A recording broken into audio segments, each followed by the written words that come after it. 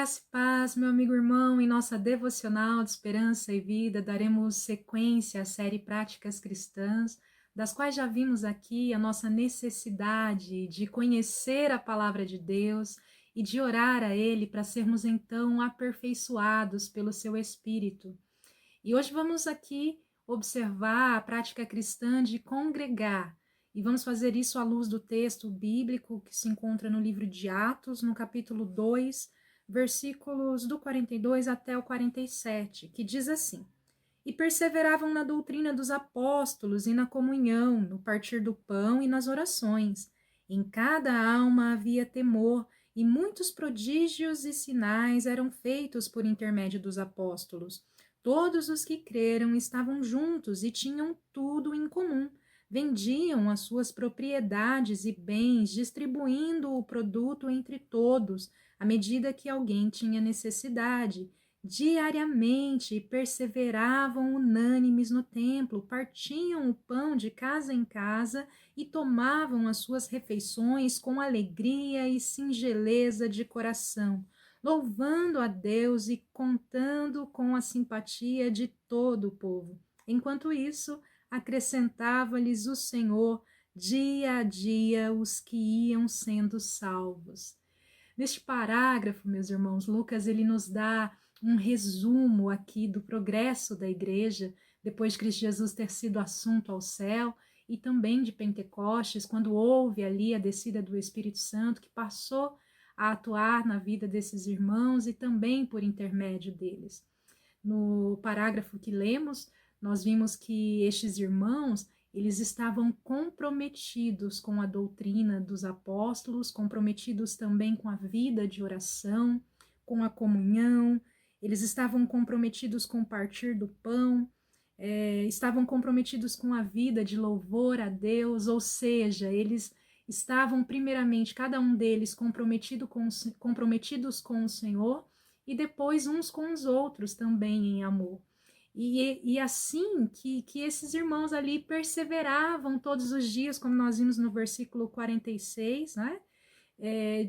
Ali no templo, congregando, exercendo essa prática cristã de congregar. Congregar, meus irmãos, é muito mais do que se reunir.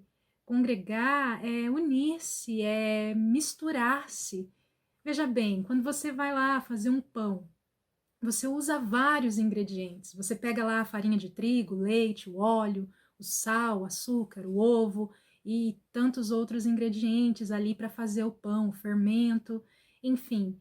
E depois de reunir todos esses ingredientes, o que você faz? Você mistura eles. E depois de misturados, você ainda começa a amassar eles até que eles se transformem, não é verdade? Até que a farinha deixe de ser apenas farinha, para ser algo melhor. E isso se dá com todos os outros ingredientes, e você já não os vê mais separadamente, porque de muitos ali se fez um, e um agora pertence ao outro, um age no outro, eles foram ressignificados, e agora todos esses ingredientes, eles são uma única massa.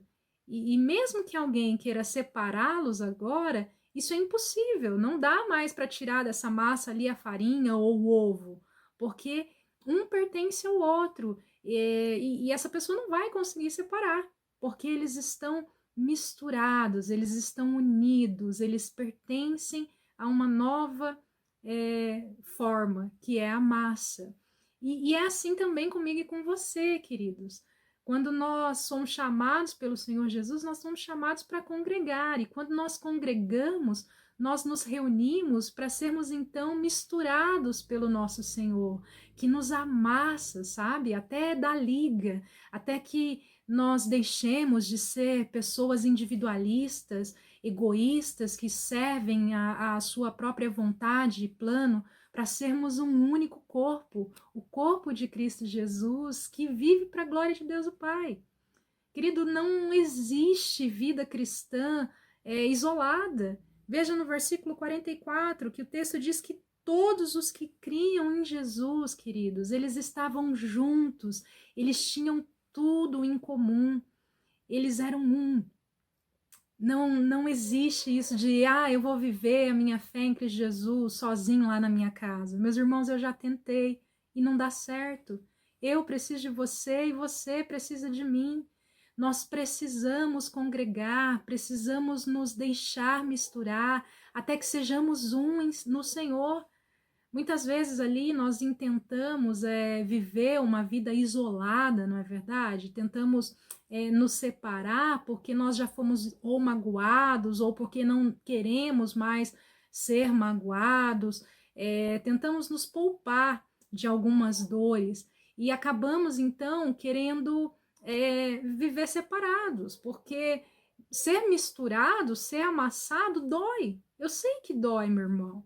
E dói porque nesse processo, cada um de nós está deixando de ser aquilo que acha que é, para finalmente sermos o que o Senhor Deus nos criou para ser, um único corpo, uma só igreja, com uma só fé, uma família que vive em unidade na presença do Senhor. É claro que é mais fácil permanecer lá no saco de farinha com as outras farinhas. É mais cômodo, não é? Mas, querido, pense bem.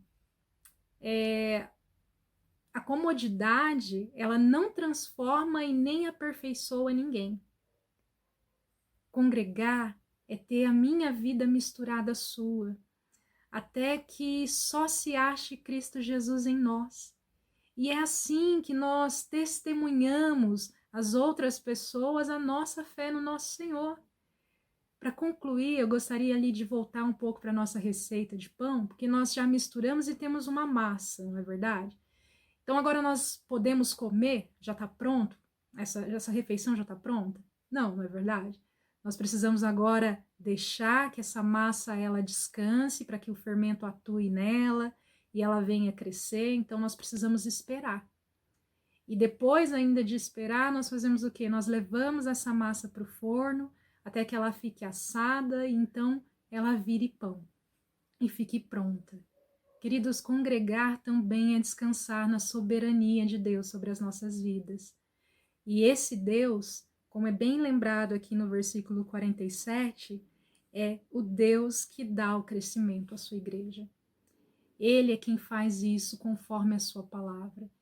E nós também descansamos, queridos, quando nós louvamos a Deus. Veja lá o começo do versículo 47, louvando a Deus. Então, quando nós congregamos, nós temos esse hábito de louvar e de adorar a Deus no meio da congregação, exaltando o seu nome, os seus atributos, exaltando a sua presença no nosso meio. E ainda, queridos, é fato também que na vida humana, não é? Todos nós vamos passar pelo fogo. Ninguém está isento aí das dores da vida ou das dificuldades da vida. E como cristãos, nós vamos ter dificuldades, vamos viver em meio a tribulações e até vamos sofrer perseguições. Assim como Lucas deixou aqui registrado em todo o livro de Atos dos Apóstolos. Mas se você ler, você vai observar e perceber que todas as circunstâncias, queridos, que esses irmãos viveram, tanto internas quanto externas, elas serviram para forjar o caráter dessa igreja e serviram ainda para completar a unidade do Senhor na vida deles. Quando nós congregamos, meus irmãos, além de vivermos a comunhão que nos é proposta pelo Senhor, nós temos ainda a oportunidade de orar uns pelos outros, de encorajar uns aos outros, de servir uns aos outros, de fortalecer uns aos outros na palavra do Senhor, de suportar uns aos outros em amor. A minha oração, meu irmão, é para que eu e você desfrutemos da alegria de congregar, de sermos misturados e aperfeiçoados por Deus e para Ele, até que sejamos um.